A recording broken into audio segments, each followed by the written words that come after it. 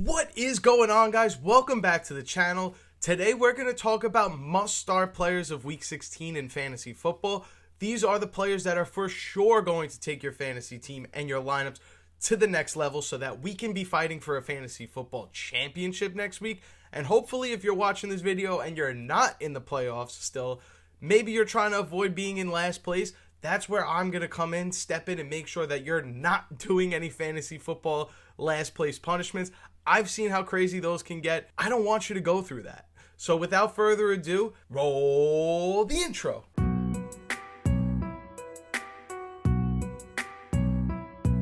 Let's start at the quarterback position for right now. The first must-start player that we should be starting at the quarterback position, probably despite popular opinion, is Jalen Hurts of the Philadelphia Eagles. And I know what you're going to say. He's not my favorite quarterback either. But can we pump the brakes on the Jalen Hurts hate just a little bit? I mean, this is someone in fantasy that we drafted with an early round pick. Yes, it hasn't been a pretty season the entire way. There's been peaks and valleys for Jalen Hurts fantasy owners. But can we just slow down on the hate just a little bit? I mean, he had one bad game in the last few weeks. Just one. And we're all ready to trash him, hate him. The public opinion is memeing him.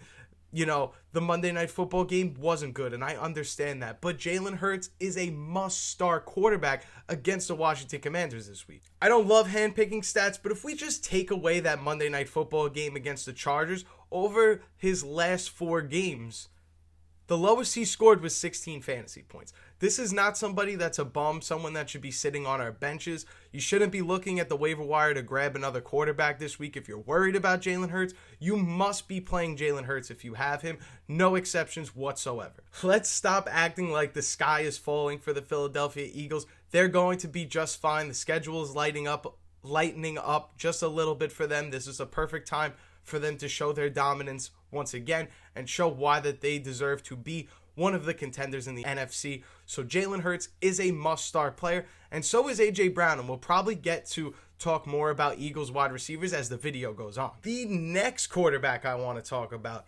Bo Nix.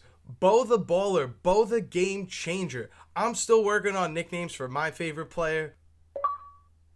Why does that go off every time I talk about Bo Nix? Bo Nix and the Denver Broncos are going up against the Jacksonville Jaguars in Denver. This should be a great game. The Jags score over 26 points per game this season, and I know what you're going to say, but the Broncos defense is legit, and they don't play against defenses like this all the time.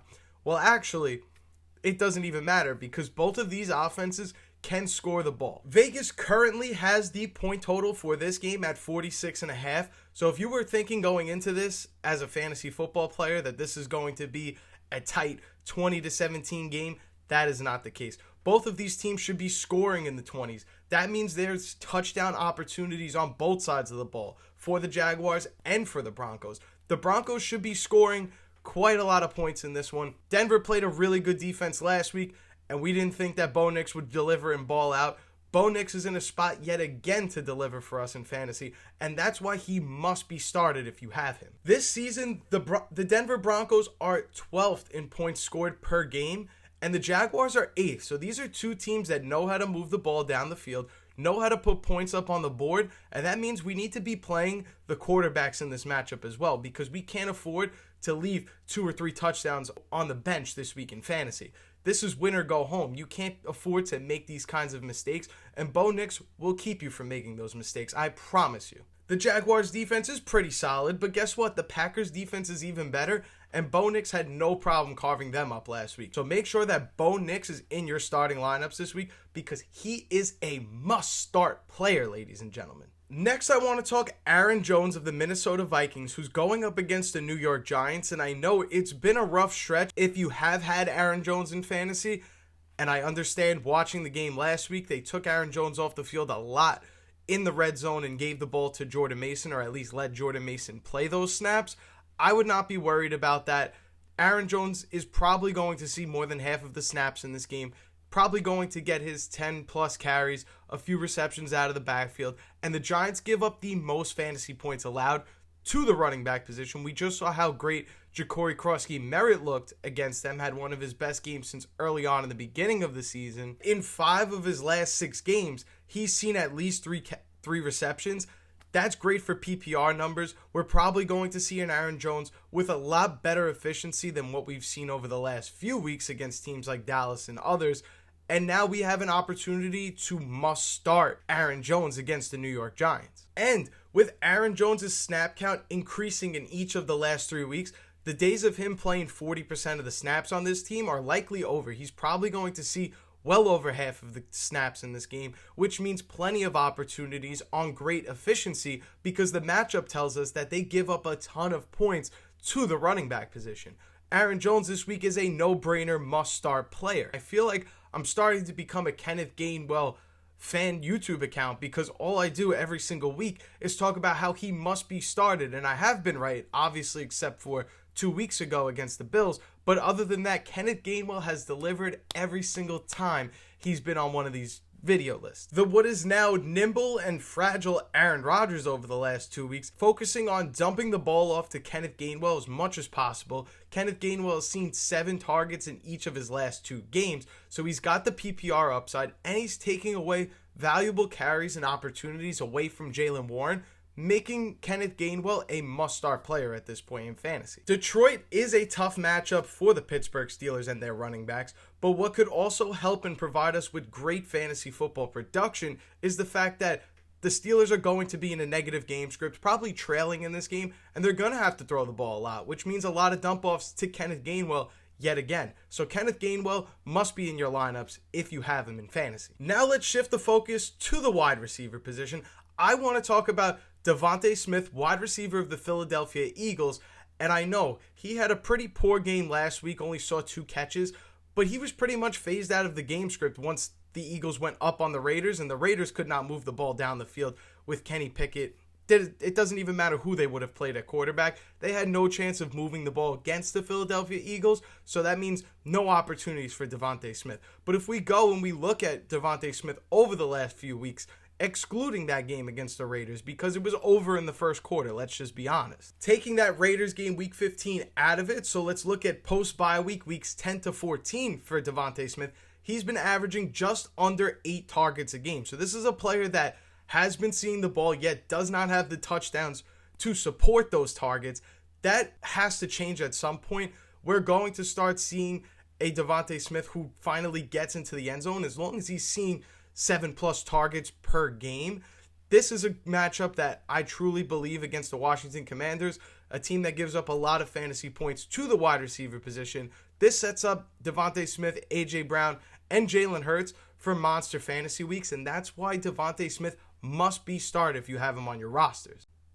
As long as this game against the Commanders isn't over by the second quarter, which I doubt is going to be the case, it's possible, but I doubt it, Devonta Smith should see close to 7 or 8 targets in this game and likely find the end zone as it's been some time since he scored. This next player, maybe not somebody in must-start territory, probably should have put this player in the sneaky starts video that we did in the last video, but nonetheless, Jayden Reed, considering that Christian Watson's health and status for week 16 is up in the air still, and we don't know if he's definitely going to play or not against the Chicago Bears, Jayden Reed finds himself as a great starting player in fantasy. He's seen 5 targets in each of the last 2 games since returning from injury. He's probably going to get even more usage in this game with Christian Watson out.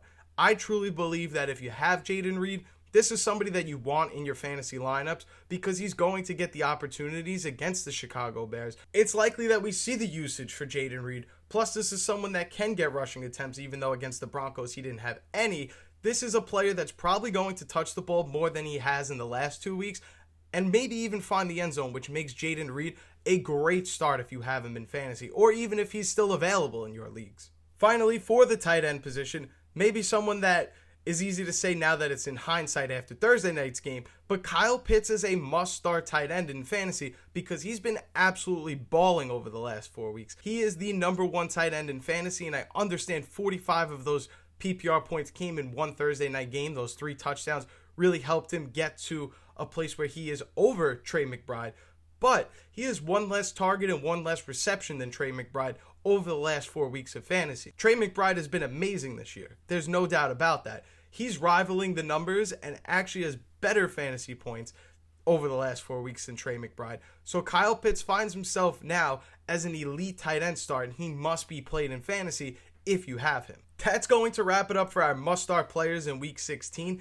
If you have any start-sit questions at home, maybe I didn't cover the players that you're talking about, or maybe I mentioned the Bo Nix and you may have a different quarterback that you were leaning towards starting, or vice versa, let me know down in the comments. I will try to get back to each and every single one of you that has lineup questions. But thank you guys so much for watching. I truly appreciate it. If you stuck around this far into the video, smash that like button so I know to keep making more and more fantasy football content like this. It'll help my videos get out to more and more fantasy football enthusiasts like yourself. And that's all the time I have for you guys today. Thank you so much. If you're a part of Outlier Militia, I see you out there. Thank you so much for watching. My name is Turtle. This is Outlier Fantasy, and I will see you in the next video. Wow, you stuck to the end of this video? Thank you so much. If you're new here, make sure you check out one of these videos on the screen right now. And don't forget, before you leave, make sure you're subscribed so you don't miss any fantasy football videos on this channel. That's all I got for you guys. I'll see you in the next one.